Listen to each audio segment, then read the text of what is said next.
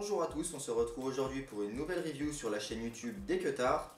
On va vous présenter aujourd'hui la M60 Vietnam avec notre ami Vincent.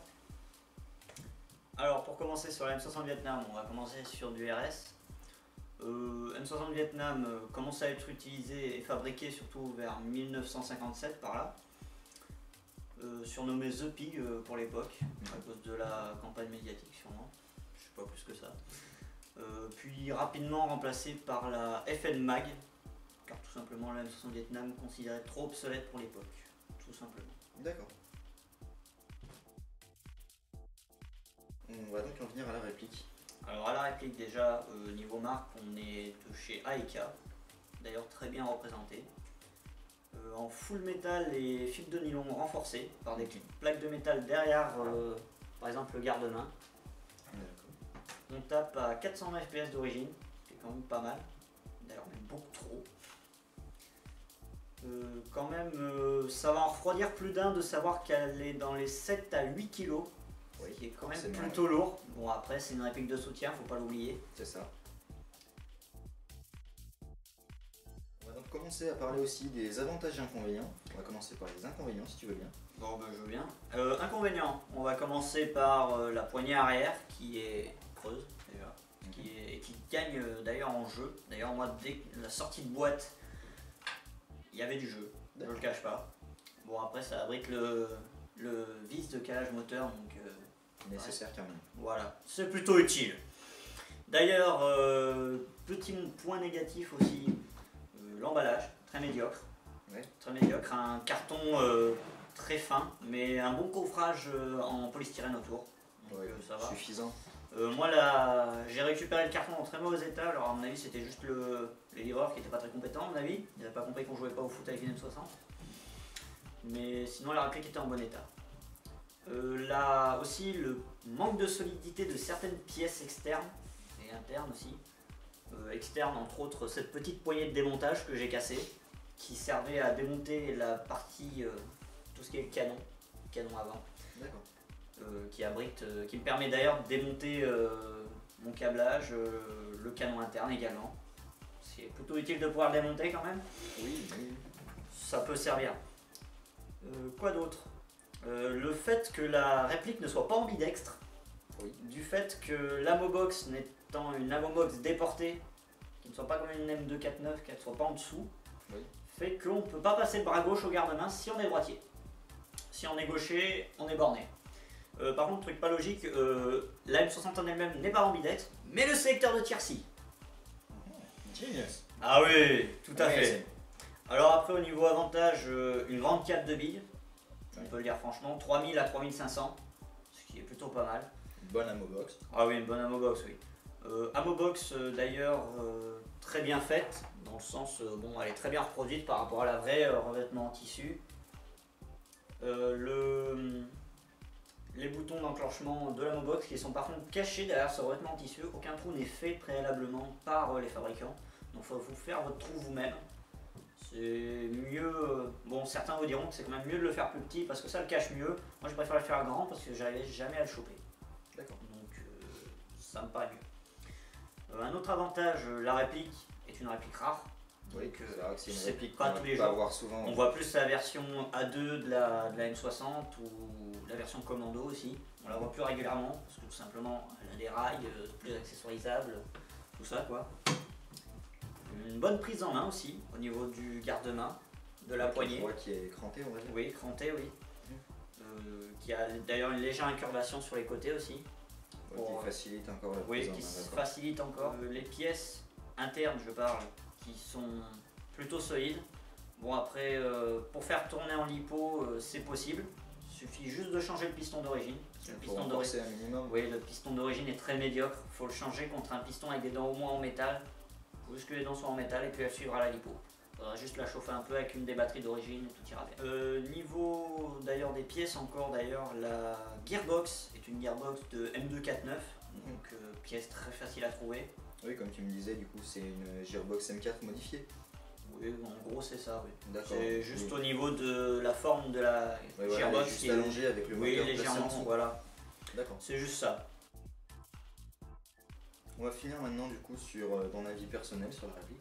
mon avis personnel, réplique très fiable. Au niveau solidité, que ce soit externe ou interne d'ailleurs. Niveau solidité quand même, ouais, full metal déjà, il y a peu de chances d'y péter. Oui, mis à part, comme tu l'as dit, les 2-3 pièces Oui, externes voilà, un peu fragiles. c'est Voilà. des pièces un peu à part, hein, c'est des pièces petites, pas très renforcées donc forcément. Niveau solidité aussi, on va en venir à quelque chose que j'ai pas dit. La solidité du bipied, qui est très médiocre. Comment tu n'en as pas parlé? Que j'ai cassé, comme un bouffon. C'est-à-dire, voilà. Il y a un petit problème. Solidité tout simplement parce qu'une une petite encoche carrée qui s'est pétée. En le cassant, le bipied, la palme du bipied, c'est juste calé derrière une pierre et j'ai tiré et puis ça a cassé. Ça a cassé plutôt facilement, je suis plutôt déçu. Mais bon, la réplique est quand même jouable sans le bipied. Même si elle est très lourde. Oui, voilà. Alors après, c'est clair que sans le bipied, on a un autre accessoire, ce petit calque cross qui est plutôt pas mal, très solide aussi d'ailleurs, qui devient un peu inutile sans le bipied, mais bon. Oui, forcément. Oui. C'est vrai qu'à l'épaulé, on va pas prendre Oui. le temps de mettre Après, la main sur l'épaule. Après c'est clair que jouer au bipied, on prend le risque de se faire passer de campeur, mais bon. Bon, après, je dis c'est une batteuse, hein. À la base, c'est pas fait pour bouger trop. Oui, après, c'est vrai, je pense que moi, en tant que pour jouer en batteuse, déjà, c'est un style de jeu totalement différent Oui, voilà. d'une réplique d'assaut ou même d'un sniper. Oui, voilà. Où là, il faut être particulièrement mobile et se déplacer très rapidement pour atteindre des objectifs avant les autres. Alors que là, c'est vrai que moi, une réplique de soutien comme ça, je la conçois plus comme une position, on va dire. Voilà. C'est-à-dire que Une position qui est comme... voilà, la réplique va servir à défendre une position. Oui, voilà, c'est ça. Clairement, ça doit être un point où à se positionner, on sait que l'adversaire va devoir passer ici, il va y être obligé et on doit le bloquer à cet endroit-là. Voilà. C'est pourquoi ça me fait doucement rire qu'on me dise de me mettre en semi avec une batteuse. Oui, d'autant plus qu'il n'y a pas de semi d'origine. Voilà. Aucune batteuse, à ma connaissance, ne possède de semi. Même la M249 qui est une réplique très courante, la batteuse est courante même, on n'en possède pas à ma connaissance. Donc, oui, après, voilà, c'est une LMG, et dans tous les cas, c'est du full auto, quoi. oui, voilà. Comme tu m'avais dit, ça sert à faire baisser les têtes avant de toucher. Voilà, c'est exactement ça. Après, baisser les têtes, elle y arrive très bien, il n'y a pas de problème. Oui, c'est vrai que quand on entend la rafale au loin qui nous passe au-dessus de la tête et qui vient éclater les branches au-dessus de nous, ouais, on même se couche, point. Que ce soit sur soi, à côté, même dès qu'on entend, en général... ça voilà, bouge plus trop. Ouais, ça fait baisser, puis ça empêche les progressions surtout. Ce qui est plutôt pas mal. Pourquoi une réplique de soutien est plutôt pas mal dans une partie, ça met un peu de piquant. C'est ça. Après, le réalisme de la réplique, très bien reproduit, et notamment sur 2 points, les marquages qui sont très beaux, ils sont très bien faits. Une photo dans la vidéo. Oui, voilà. Ils ont repoussé aussi sur un deuxième point le réalisme au fait qu'on a une petite encoche carrée sous le garde-main qui sert à enclaver un trépied. Moi, ça me paraît plutôt pas mal qu'il l'ait fait parce que voilà, 7-8 kg. Oui. Oui. Un trépied peut être utile même s'ils sont grossement chers sur internet. Je crois que tu m'avais dit. Oui, j'en ai eu trouvé à quasiment 750 €. Après, c'est sûrement du RS aussi, donc ça compense. Ouais. Après, sachant que le bipied pourrait coûter plus cher que la réplique, ça fait un peu mal. Oui. Sachant que la réplique, je l'ai payé 450 € au magasin DR6 Airsoft à Bourg-les-Valences. D'ailleurs, on fait un coucou à l'ami Mathieu au passage. Quoi d'autre sur cette belle réplique? Ah oui, des organes de visée plutôt précis, même si avec une batteuse la précision n'est pas forcément le mot d'ordre. Oui, voilà. Après, c'est clair que si on voulait de la précision, on aurait plutôt préféré une autre version de la M60 avec des rails par exemple. Alors, étant donné que moi j'ai toujours été fan de la M60 de Rambo, s'il vous plaît, la M60 Vietnam, franchement, physiquement je la trouve mieux. Mais avec des rails, c'est clair que ça peut servir. Oui, totalement. J'ai vu d'autres modèles d'M60, la Commando, je l'ai vu avec un garde-main, bipied, lampe torche, ACOG, tout le bordel. Franchement, moi je trouve pas ça forcément utile étant donné que les organes de visée sont très facilement réglables, autant latéral qu'au niveau de la hauteur. Quoi d'autre? Les attaches sangles plutôt solides également. Oui, je pense qu'il faut pour les 8 kg de oui, sachant qu'elle fait 7-8 kg, faut pas trop se plaindre parce que la vraie fait 10. Donc 10 sans rien, hein, donc on va pas trop se plaindre. Après, niveau cadence, précision, franchement, rien à dire.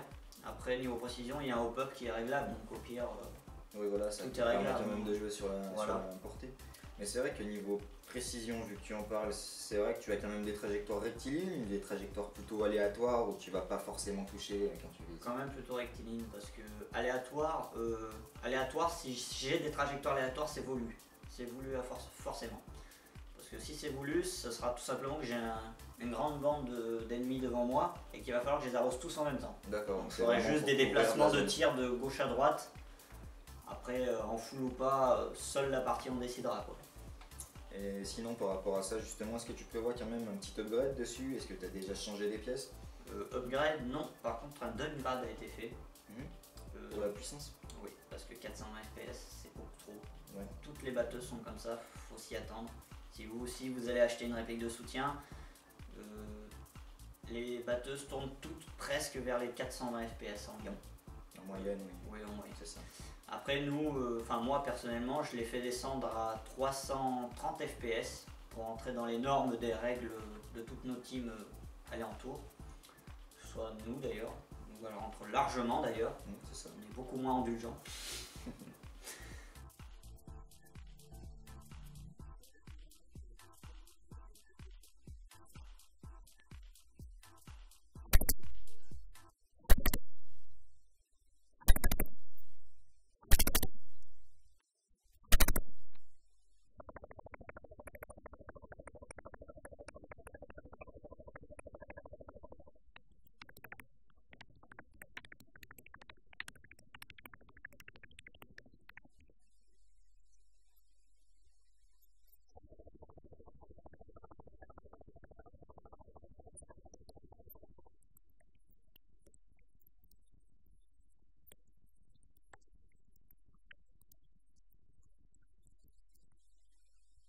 Bon, après tout ça, je vais te laisser le mot de la fin du coup.